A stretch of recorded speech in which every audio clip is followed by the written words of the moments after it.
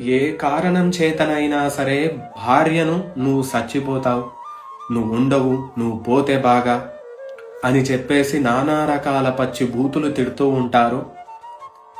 ఆ తిట్టిన వాళ్ళకి వాళ్ళ జీవితం మొత్తంలో ఒక్కొక్క సంవత్సరం ఆయువు తగ్గుతుంది. ఏంది గురువు గారు ఇలా అంటున్నారు అని చెప్పేసి మీరు అడగొచ్చు.